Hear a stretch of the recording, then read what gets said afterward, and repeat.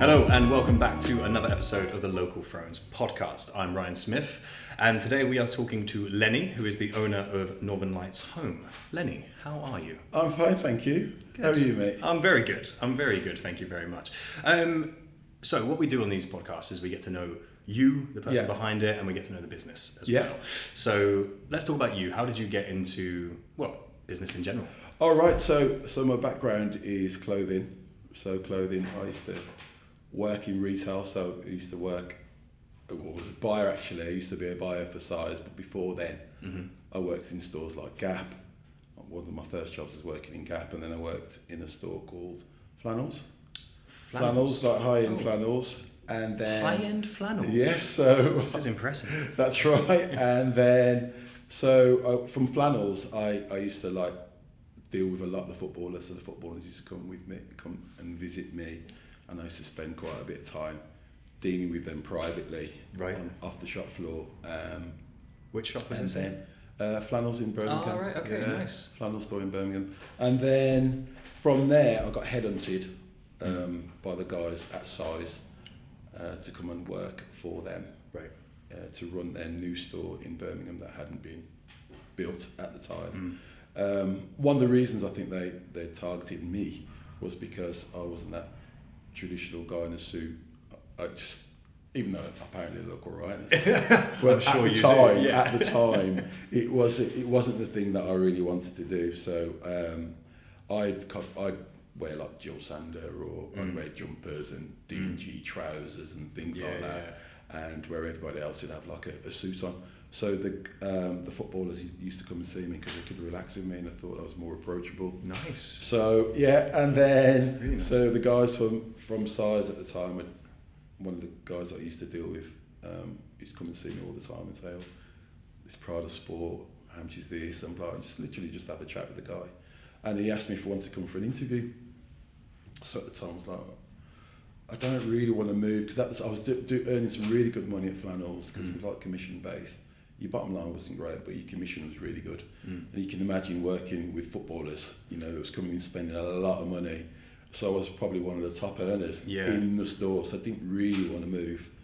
But the other thing that kind of swayed me to move was, one, I'd kind of been in retail for quite a long time, and I kind of thought, if I was going to move, I wanted to go and move and be a buyer. So the guy at the time, Neil, he was like, well, we've got an opportunity here. The store's not built. Have you heard of a store called Size? And I was like, yeah. Because me and my friends used to get on a train once a month and go up to London, go and buy Ivesu jeans. And they're the Japanese jeans with like the white paint on the pockets. Okay. Yeah. See, my knowledge of clothes is primary at best. Yeah, so you're going to be saying a lot of names. Right. So these jeans at the time were they were quite big. This is going back in 2000. I think I remember seeing them, to be fair. Yeah. So they were made in Japan, and they shrink to fit. So they were raw denim jeans. And so they're like massive, and then you'd wash them and then they'd shrink down, almost like the 501 when they used to do the pre-shrink ones. But they used to have these big paint things on the pockets. So me and my friends used to get on the train, go to London, go to Selfridges, and go to a store in Covent Garden, but I can't think, Duffer in Covent Garden, and buy these Ivesu and bring them back, and people are like, oh my God, where did you get these jeans from? But we'd never tell them, we'd just go and get them. Eventually you could get them. But anyway, I'd also used to pop into Size in Carnaby Street and buy the trainers. So that was one of the things that kind of attracted me to go over to Size, and the fact that I liked the guy that had offered me the job. So when I had the interview, he's like, do you want to become a store manager? I was like, no, I don't want to just be a store manager because I'm already a store manager. And he's like, well, what about if I promise you if you can do this job for the next 18 months. So you set the shop up. So you had to get all the staff, so you'd employed all the staff, everything you had to do by yourself, sort of thing. So if you come over, if you're good as you think you are, I'll give you the buying job. So he then got made into a director, and I got his job. So that's how I became the Size buyer. Right. Because he got promoted into a director, and I got his buying job. So, and then it was like, you can imagine, he's like a kid in a sweet shop. Yeah. So, you know, you get 4 pairs of trainers a month. What? Yeah, I've got about, I think I've probably still got about 5,500 pairs of trainers. Oh my word. Original Jordans, original Air Max Safaris, all that. Because obviously you get, things are a little bit different now. It's not like how it was then. And in those days, the first thing they do, you're the buyer, they give you a pair of trainers. I don't think they do that as much now because it kind of looks like you're being, there you go, have a pair of trainers. Yeah. Can you do this for me? Yeah, like it wasn't like that. Yeah, it's more like a bribe. In them days, it was kind of like the norm. So you get a couple of pairs of Converse, a couple of pairs of Vans, and then when the quick strike trainers used to come out, you used to get a pair of those. As the buyer, you need to be walking around the latest trainers. You can't be walking around in a pair of what a curse that must be for you. Dunlops or something. so you literally you'd have all the best trainers. So that's kind of my background. Background is like clothing and footwear. So before you got into that, like, did you go to university? Did you go to college? Oh yes, so I went to college. I went to Bourneville College. I did a textiles course. Bourneville, the chocolate. Bourneville College. I did that textile course, which I wasn't really me. Didn't really learn anything. Didn't really learn anything. But what I did do, it kind of gave me a bit of a kick up the bum. I knew that I wanted to do something in clothing. But even when I was at school, like me and my friends used to work in a butcher shop. Wow. And literally sweep all the at the time butcher stores used to have these like dust on the floor for whatever the reason was. So we'd go after school, go and work in this butcher shop a couple of days a week and earn money and then go back to school, and we'd have all this money buying all the tuck, buying all the biscuits, and everyone had no money. Yes. But we were like, you know, all we were like the rich guys. Like, these part-time illegally working in these butcher stores, cleaning up. So that's kind of I did a textiles course, but it wasn't really what it was about. Mainly working with the clothing was more my bag. So even then, was you into fashion? Like, obviously, was you wearing like the nicest clothes? Yeah. Well, even then, because at school I used to wear like taquini, so I used to like taquini tracksuits and I think it's called release tracksuits. You probably weren't. It's way before your time. It's 80s. I tried to be hip. Yeah. It doesn't work. No. In those days, it was like tracksuits. So like Fila, for example, you probably know Fila. Yeah. You know, if you watch any of those like football sort of hooligan programs, that was kind of like the dress code at the time. Right. So like Burberry, you know, Taquini, Elise, you know, all those. Farrow was quite big as well. Farrow slacks. Yeah. You know, Adidas shoes and stuff like that. So that was kind of like the dress code. I've always kind of liked fashion, always. My dad was a little bit like that as well, because my dad was like, he was like the typical sort of Jamaican guy that dress up on a Sunday. My mum used to go to church, so she'd dress up in these amazing hats, and you know, like the gospel. You imagine gospel singers, fully as if they're going to a wedding. Yes. Every Sunday, got everything, bright blue, bright yellow, all this stuff on. Love it. And but my dad used to like dress up on a Sunday. He'd like put a pair of trousers on, a pair of shoes on. Always used to look smart. He'd always have like a really thin tie. Like, yeah, you look really cool. But even in them days, I'm like, he looks all right. So you'd say he was your idol? So a little bit. It's weird because my dad was growing up. Like Sunday was like the main day, because Sunday was like a music day. So you'd put the music on, so there'd be reggae on. You'd have like a vest on because he'd just been in the show. So you'd have a vest on. You'd have pants on, obviously. You'd have like a vest on. Good. I'm glad to hear that. Put that straight. He weren't like naked, you know. So you'd have a vest on, like a white vest on, almost like American, like the American films. You see the guy with the white vest. Yeah. So he had this like. He used to have this like.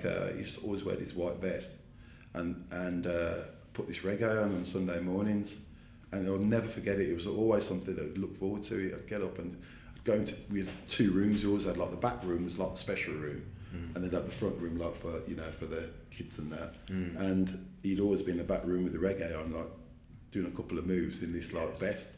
And I was and now it's really funny because now I wear a vest.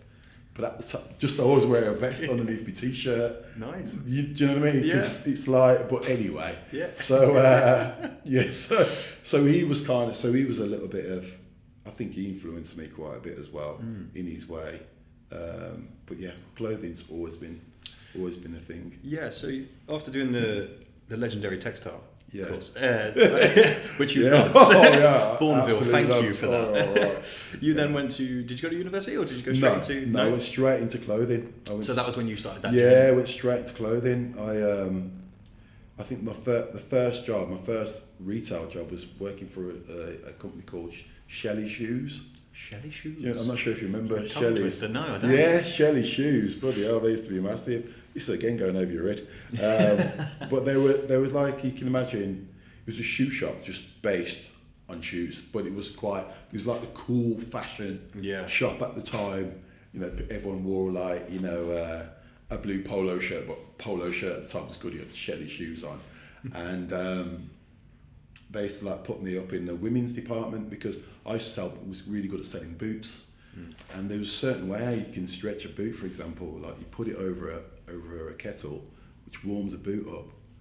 You know that, do you? Right. For example, if your other half, for example, she buys a pair of boots, and always with girls, is the hardest part. They want the boots to fit them properly against the leg. So what you do, you'd put the boot, you'd open the boot up, put it over a kettle, which warms the leather up, and then you stretch the leather, put it on, zip it up, and then perfect fit. You have just helped out so many people in the retail industry. That's for free, mate. Because I used to work for Echo, you know, it's ECCO. Oh, yeah. And I used to sell boots in that. And like women would try and get this stuff on, and I was just like, "Wait, you stop having leg days at the gym. Like the calves are massive." That was my excuse. No, that's insane. It never worked. That's why I don't do that anymore. Yeah, so that was so I used to get kind of so on that we used to do so well. It was one of those shops for ladies at the time who'd want to go. Before Kurt Geiger was this store. Yeah. Shelley's used to be the one everyone used to go there, and it would be Shelley's London. So before they'd have a pair of boots from London. Yeah, probably wasn't. But yeah, so we'd learn certain ways how to be able to sell boots. And boots are such a big thing for ladies in the winter. It's not so much now because I think there's only like the classic lady really that wears boots. You don't really see women wearing boots now. It's really weird. You'd rather wear a pair of skinny jeans and a pair of heels, or a pair, you know, or trainers or cons or something. Where back in the day, like ladies used to go out a lot with boots. They'd wear boots. Boots was like a big thing. You'd have a nice coat, you know, whether it's a dress or a skirt, but they'd wear boots. Boots are massive. So that was one of the jobs. And then it's really funny because all the jobs that when I got headhunted to go and do another job. So Shelley's, I got headhunted from there.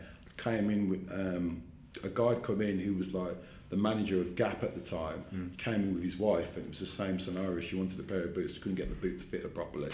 So I stretched the boot and got the boot on, and he's like, I really like the service.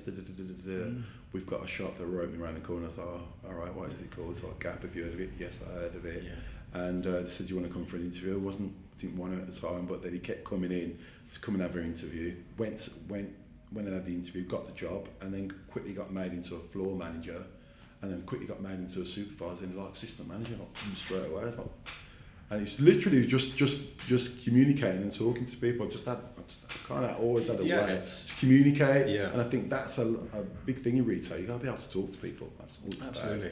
About. And then from Gap, I went to from Gap I went to a store called Life, which was part of the Flannels Group. There used to be one in Manchester, but it's shut now. I went to a store called Life, and then I got moved from Life over to Flannels, and then got headhunted from Flannels to go to Size, and then became the Size buyer. So how did you go from there to here now? All right, to this shop or to the right. So the agency, so there's two parts of this business. The first part's called Northern Lights Agency. So again with clothing, so I'm like the middle person. So I'm the middle person. So if you've got a brand, for example, we'll call it B for Basics, for example. So say B for Basics. If you're a buyer and you want to buy B for Basics, you don't necessarily go and buy from B for Basics in Italy. You buy it from an agent. Right. So it's called wholesale. So I'm the middleman. So you come to my showrooms, look at the collections, and then you buy. You decide what you want out of the collections, write an order. I send that order over to Beef for Basics. They ship it to you, and that's which I never knew. You told me this before we started, and I was just like, I never knew that. You'd think they would just go straight to the company and then get it all from them, but I would never have thought that you'd have an agent. Yeah. It's like I like the agents obviously dying now because the industry's changed now. A lot of it's done in house now. But agents were the best thing because one, the agents knew the distribution of the stores, knew the buyers, and it's a little bit more easier to get on because you get on with people when you're going into like a fashion house, if you like. They've got a certain way how to deal with you, and certain buyers don't want to be treated that way. It's as simple as that. Yeah. If you're going into I don't know, I've never been into Gucci or Prada, but there's a certain way that you need to act if you're going into those fashion houses. Yeah. So sure. So it's a lot easier to go and deal with an agent because the agent will give you I forgot to ask you a question here a minute ago because I'm a massive trainer fan. Yeah. Not to the sense of Air Jordans and I'm just the new Nikes. What would you say is your the pair of trainers you'd never wear because you love them too much? They've stayed in the box. And the Air Safaris, the Air Max 1 Safaris. They're brown with they're like a light brown. They're like a brown, two colours of brown with like this. It's not graffiti. It's like it looks a little bit like a camo around the front of it. Right. But they're called they're really quite rare at the moment. They've re-released them, but they're not the same. It's called Air Max. How much would they probably go for now? Sorry, we're not people putting your pay. address on it. No, the thing is that people pay ridiculous amount of training. It's what the trainer's worth to the buyer now. It's different. You could look at it, if you look at a pair of off-whites or whatever, or a pair of Yeezys where certain Yeezys will be changing hands for a couple of grand or whatever. The OG Safari is probably going for the same. It really depends on what you want to buy, what you want to pay for it. So you've got Northern Lights Agency, then you've got Northern Lights Home. Yeah. So Northern Lights Home is what we're in now, right? Yeah. Okay. So what do you... I want to say, what do you sell in here? Because if people are listening through Spotify, they can't see the video. So what do you sell? We sell it. Yeah. So the whole point. We sell plants. We sell plants. We sell flowers. We sell homewares. We sell bedding. We sell wine. So the wines are. We've got organic wines. We've got natural wines. We've got wines from France, from Italy, and then we sell all the accessories for the wines. We sell the glassware. We're going to do ceramics. We do bedding, we've got skincare coming in. It's not in yet. Got room spray, got cards. The thing is with Northern Lights Home, what we tried to do, what we didn't want to do, we didn't want to open it and it just be a florist or a plant store. What we wanted to try and create was trying to create something, something almost that you feel like it's considered, but it's almost like it's a wow factor. It's coming in, it feels different to just going into a florist or going into a plant shop. I want people to be able to shop the plants, but also want them to be able to come and buy wine if they want wine, or buy some bedding or some homewares or some lifestyle or art. So I just want it to kind of be a little bit like, this is something I've never been into before and I need to buy something from here. And and the way it looks is the way I would shop myself, and that's why everything's considered. It's not just thrown together. Everything's considered. It's absolutely stunning, and I'm a massive fan. Thank you very much. So when you got back to me, I was absolutely chuffed because I've bought 2 flowers from here, and I'm gonna chuck you the Latin name of them. The plants. Let's see. I'm going to absolutely butcher this, but it's Sansevieria? Yeah, Sansevieria, yeah. That was the first one that we bought because we recently moved house. Yeah. And the missus was like, we need a plant. And we got that plant. It's absolutely fantastic. Yeah. Now this one, Alocasia macro-resource, I think. That's what I'm going with. But really good house plants. The snake plant, that one, the one we spoke about before this, is tough as old boots, isn't it? These they all do something, plants. One of the reasons why I went into sort of like plants is like, I was kind of touched on it before. It's like, my late business partner. So Northern Lights, the agency, was built with me and my business partner Nigel Leedy. Nigel Leedy died in a horrendous car accident with also another one of my friends nearly 2.5 years ago in 2018. Yeah, it's horrible. So, yeah, it was the most horrendous thing that ever happened that I've ever had to deal with in my life. But one of the reasons why I opened this was to try and make myself feel better, not to try and, okay, I've created something, but I also wanted something to try and make myself feel better. And with plants, one of the things that helped me was the plants. By buying plants, I do meditation, and you know, I do cancer, I do meditation. The plants kind of make you feel better. It feels like you're not by yourself. It almost feels like it's your mate. It's a bit. They all act in different ways. Some of them grow, you know, weirdly. Some of them, if you move them, they don't grow. You have to move them back to start growing. You know, it's like a weird. Yeah, thing. no. You water them too much, they look like they're going to die. You don't water them, all of a sudden they, you know, they all do things. They all do specific things. They're almost like little babies. And for me, the people that come in to buy plants are different people. They're so nice. They're easy. There's no hassle. They're really chilled. They kind of know what they want. If they don't, you can point them in the right direction. And I wanted something that just felt nice and easy, rather than having a retail store. People bring, you know, every 2 days, I brought this, it doesn't fit, I washed it properly and it didn't, you know, or whatever. Yeah. There's that hassle. You don't really get that hassle with plants. And, So, and I wanted to try and create something a little bit nicer around here as well, you know, Ancoats. It's absolutely amazing. It's like an experience every time you come in here. Yeah. Especially when you added the wine. Have you tried the wine? Absolutely need Take to. a bottle on the way, yeah? I'll buy too much. So let's touch back on that just a little bit. It must have been a really, really horrible time. Yeah. So they were your business partners in the whole Yeah, well, retailing. Nigel was my business partner, and John Paul was a guy that I'd known for years. Well, not as long as I knew Nigel, because I knew Nigel from buying, really, from JD. He used to be the buyer at Flannels, and I was like one of the managers at Flannels, so I knew him from then. And then when I got nicked from Flannels to Size, he'd already left Flannels and became the buyer for JD Sports. So I was the buyer for Size, he was one of the buyers for JD Sports. And how we became closer mates was because we was in London all the time buying. So so he was like my brother. We spent so much time together. We went to all the trips together. We spent 5 days a week together. We did everything together. The agency was built by me and him. That's the reason it's called Northern Lights. He was like Nigel and Len. So there's a reason behind it.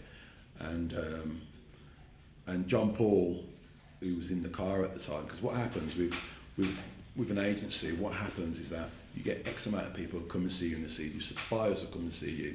Some of them will, some of them won't. But some of the ones that you can't see for whatever reason, you go and see them. So you put the best of the collection in your car, get in your car, and you just go and see them in the shop. And that's what we used to do. Near the end of the season, we'll pick out the best styles, put them in the car, go to Hull or go to, Rochdale or wherever in the country, it doesn't matter, or Chester or York, and you go and see the buyers and say, oh, these are the best bits from the collection, and they'll be like, oh yes, I like that.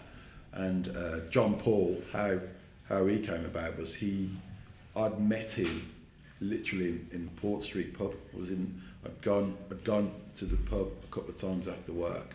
Not that I drink, just being social. It's okay. I just said I was going to buy the whole wine right. You're fine. Yeah, so just being social. And this guy was like, he's like this handsome bloke with like the beard. He's like, oh, hey mate, I was like, how are you doing? He's like, what do you do? He's like, oh, I'm an agent. What's an agent? I was like, so explains to him what he was. He's like, oh, I'd love to get into fashion. But he had no experience. He never worked in retail. He was just like a nice guy. Yeah. And I thought, we haven't really got anything at the moment. And then as the agency grew, we got more and more brands.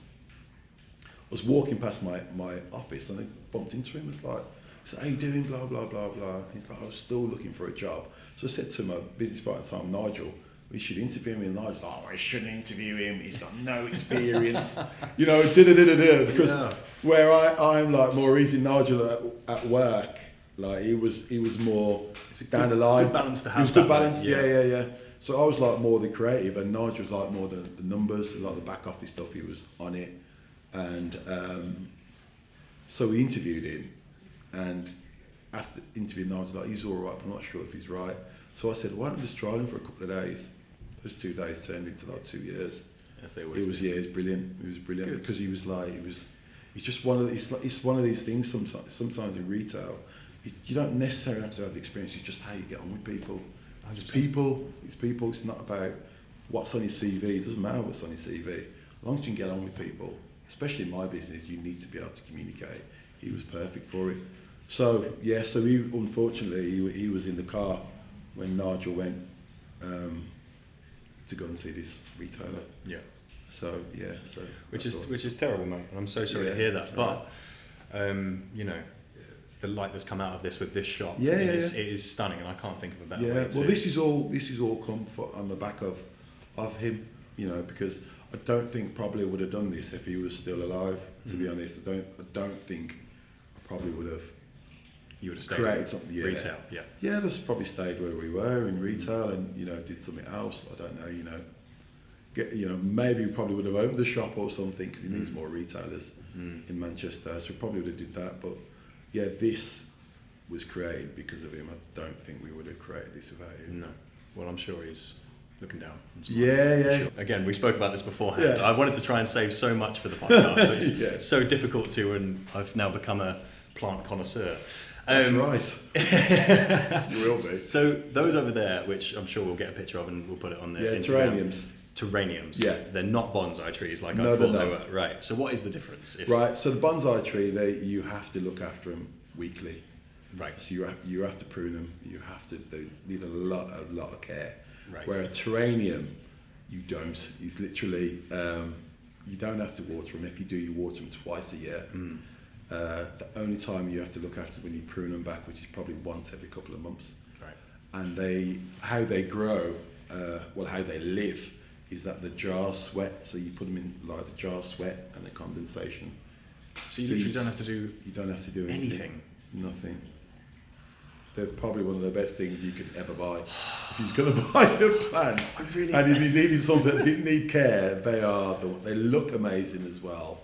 And you don't need to do much for them. Brilliant. People get confused with the bonsai tree because most people who have bonsai trees don't know how to look after them. I was going to say the same. They don't. You know, I don't know that many people who've got a bonsai tree and say, "Oh my God, that looks good."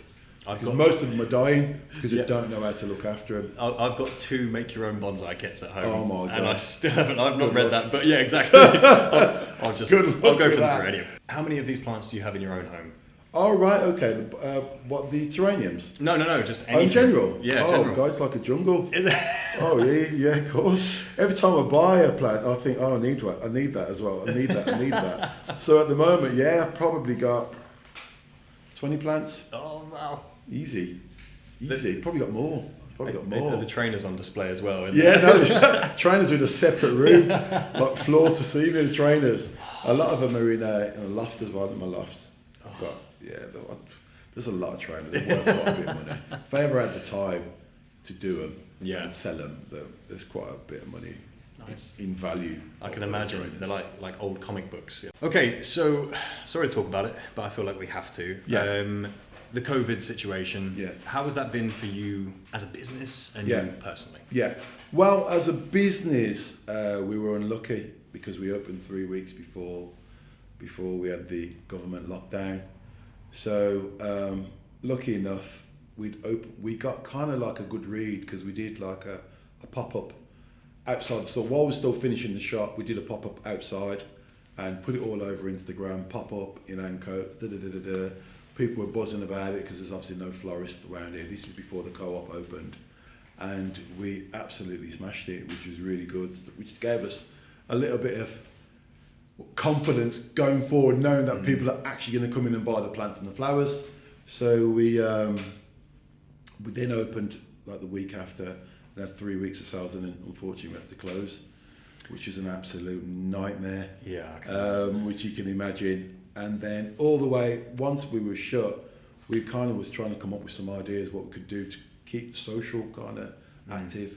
So we did the plant hunt, which was the Ancoats plant hunt, which was like phenomenal. It was kind of right at the right time. People were like getting a little bit upset, we're still being at home. We was only allowed out for an hour.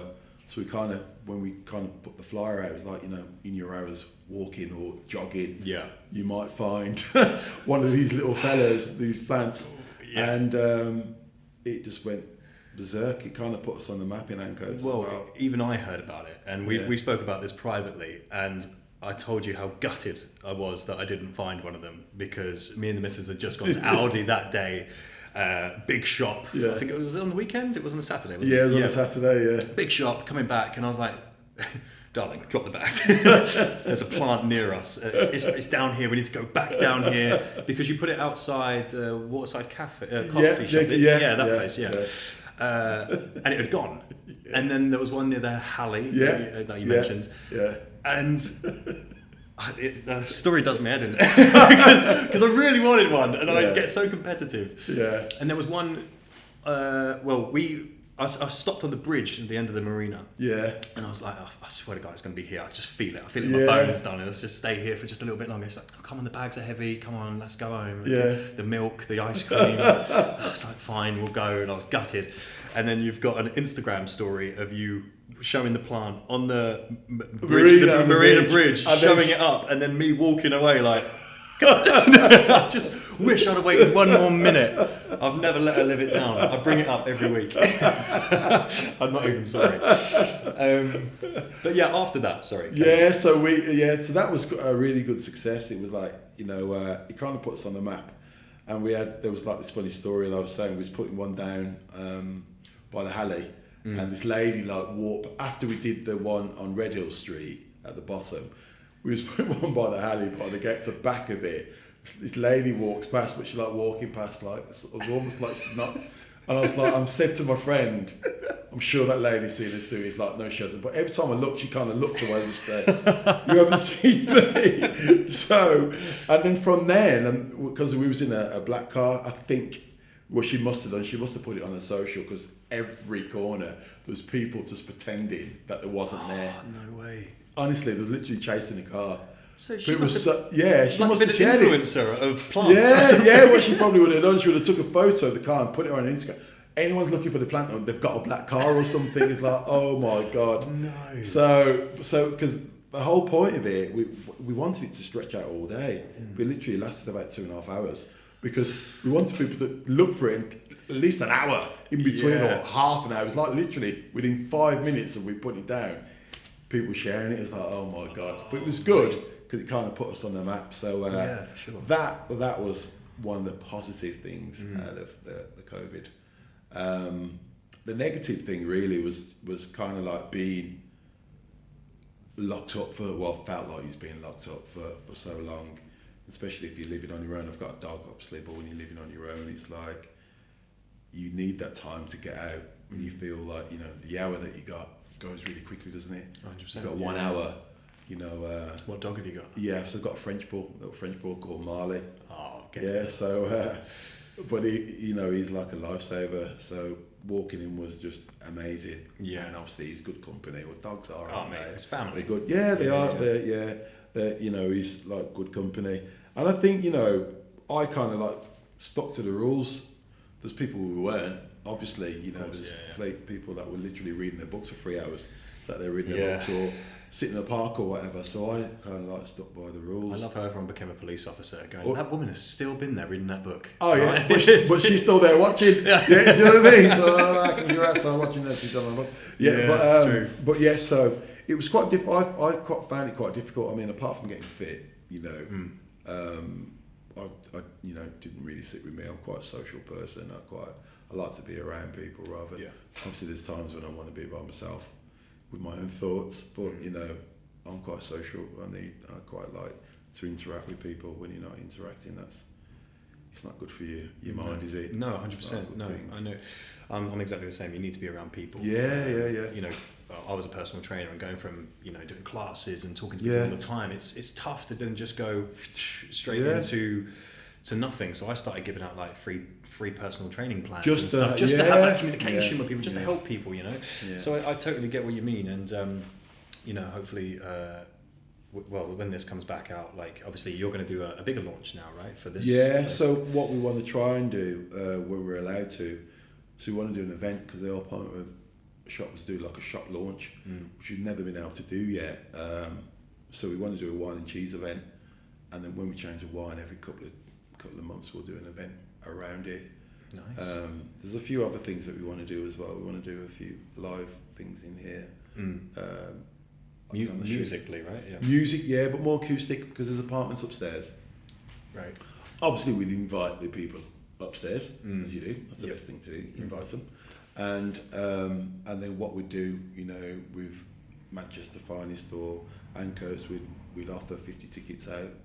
You know, get those tickets. The money, some of it will go to charity, and then we'll get some money in here, and then we'll, you know, quite connected on that music scene anyway. So it'd be similar to like a so-far gig in that sense. Yeah, like really, so-far. Really yeah, like, cute and intimate. Like that, and like tiny desk concerts. So a bit of cheese and wine. Yeah, perfect, isn't it? You don't want the guy with the lager, you want the guy drinking wine. It's a different guy. It's a different person, isn't it? It is. It's a different person. It's totally different. The guy drinking Stella or the one drinking a red wine. You probably would go for the guy with the red wine. Think so. So we'll be selling the wine as well, and we've got some other things. So we're doing a couple of pop-up food things in here as well. One with Sushi Marvel. Oh, nice. So this will just be turned into like a cold restaurant. It's all cold foods. There's loads of things that we're doing. I mean, just told you that. I should be keeping that quiet, really. But so we're going to be doing. We've got yoga things going on here. We've got poetry nights. That's going to be like programmed. It's going to be just ready for. As soon as we're allowed to do it, it's ready to sort of happen. So so this will just become a space rather than just the home side of a plant shop. So yes, that's the point. That'd be mega. You mentioned to me before, like we're going to do a YouTube channel and everything for. We're going to do so we're going to do a YouTube channel as well. We've got I'm working on Spotify as well for Northern Lights, which would be good. As in like a just like music weekend chills, music. Oh, nice. Yeah, music, which is good. And then also we're going to do a YouTube. Try and do a little bit tongue in cheek. So the guy making a wreath of flowers or showing how to do a bouquet of flowers, something like that, but with a little bit of fun. And then we're also going to do one with the wine tasting as well. So we'll have a guy doing a wine tasting. And I'm there for the voiceover, that's right? Thank you. I will be doing the voiceover. Yes. Please take a look at these lovely wines. So the guy will be drinking all my wine for free. And but hopefully we'll get a good following from it. But I think it's important. I think sometimes, you can't take yourself too seriously. No. It's wine at the end of the day. You're not saving lives, are you? Some people like it, some people don't. Exactly. If you need a shit David Attenborough, mate, I'm So that's the next thing. So we've got quite a few things programmed for this space, which is good. It's exciting. What do you do in your spare time? Yeah, in spare time, so I run. It helps keep my head clear. Helps, helps you think, takes your mind off things that you think about too much. Good man. Keep yourself fit. And music. I haven't DJ'd for a while, but I can put 2 records on at the same time, and it sounds alright. I can do that. Nice. But I used to do like the festivals. So I did the Garden Festival, I did Hideout, I did quite a few things abroad. Amazing. And around the UK. But the Garden Festival was one of my best ones in Croatia. So when you're playing at 2 till 4, the sunset, people are just coming out to sea. And is that the 6 day? Is that 6 day? It goes on for like a 4 week. I know a few mates have been and then to they did a boat, and then they used to do the garden. Well, that's where it started. It's called Love International now. But the Garden Festival was the first one before Sunzibi and Hideout and all these. Garden was the first one. And the Garden Festival, I kind of started, one of my friends was one of the co-runners of it. It was like really small, it was all families. And then it just... What was that like for an experience? It must have been amazing. Unreal. Yes, unreal. Imagine you're playing out and you're on this like beach hut. Yeah. It's like, I don't know, 300 or 400 people in the sea and just all milling around. You're just playing, just all laid back tunes. It's amazing. Okay, before the show, we were talking about like charities and different charities that you help out and whatnot. Yeah. So what are the charities that you help? So shelter, that's quite a big thing for us because like I said, there's a lot of people in Manchester who are wealthy. You probably wouldn't know who they are, and they, there's a light undercurrent of good people in Manchester. The Northerners are good people anyway. Not that I'm from here, but I feel like I'm from here. It's like, and there's a lot of people that, with everything that's happened to Manchester, you know, all the bombings and various things, people always feel, it always feels like it's like almost like it's small. It's not small, it's actually quite big, but the community feels small, and I think it's nice to feel that, just not opening Ancoats thinking that, you know, we're opening Ancoats, that's it. I, you know, walk down Market Street and I don't want to see young lads lying on the street without a blanket on and no shoes on their feet. If I've got something I can help in some way, not massively, but in some sort of way to try and give something back, that's what I do. Like I've got a car, you know, where the building is around the corner. In the morning I was pulling up, there's 2 guys sleeping in the tent was ripped, it's raining, it was absolutely pissing down the rain, and I thought to myself, it doesn't sit well. I could have just got out my car, got into my building, told him to move because I couldn't reverse. Can you move so I can reverse? And just got in it, and it just would have done me head in. Yeah. But I've never been like that. I'm that guy that walking past someone saying, "Have you got spare change?" I always give them change.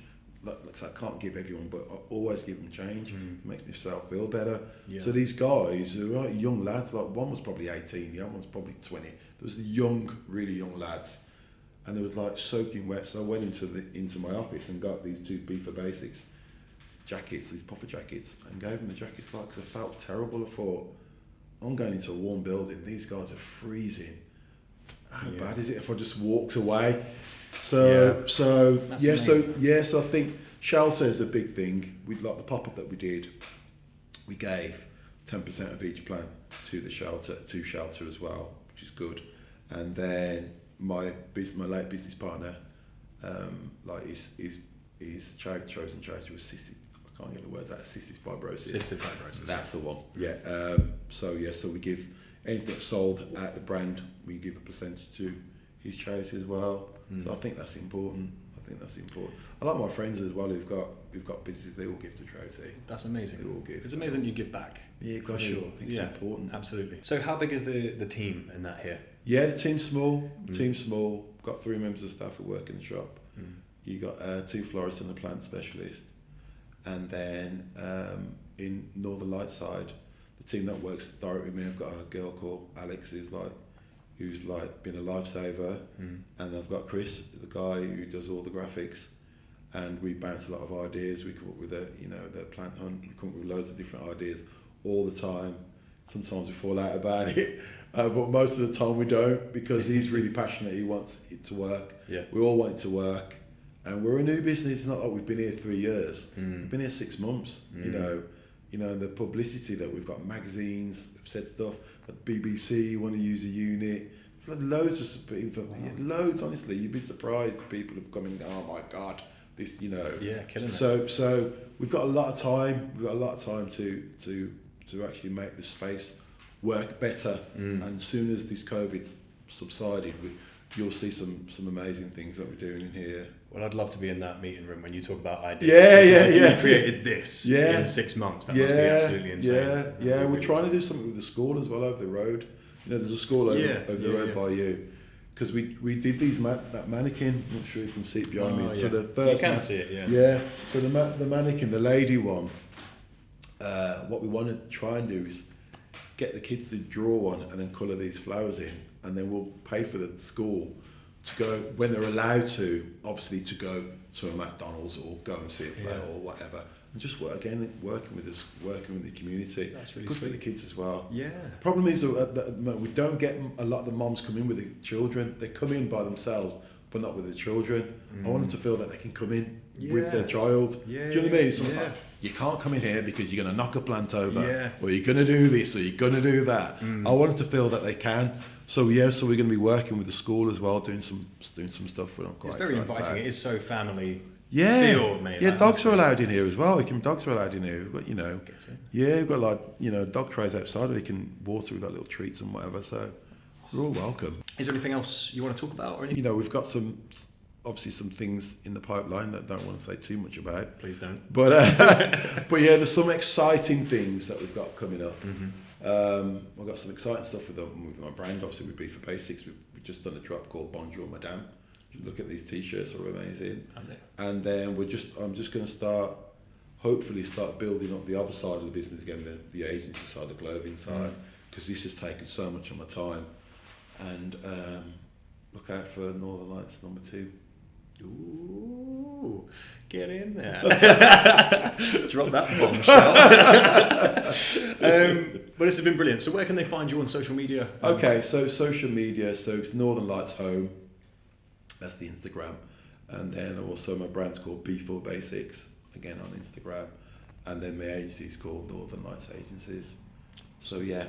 That's whereabouts is this shop? Is it? What's the street? All right, so this is in Radium Street, not Radium. This is Radium Street, Ancoats, and my agency is literally on Jersey Street, which is opposite Rad's, the Jamaican restaurant takeaway that you need to visit. Yes, you've told me about this place. 2 minutes from just between friends, so we're like next to the coffee shop really, which is good. So Ancoats, as you know, is up and coming area.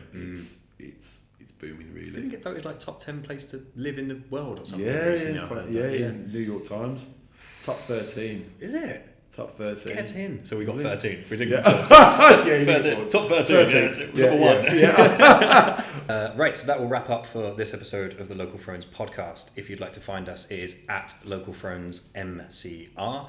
And if you'd like to follow me, God bless you if you do, it is at ryansmith.pt. Lenny, thank you so much for You are welcome. For this, my friend. Thanks for having me. Absolute pleasure. And we will see you next time.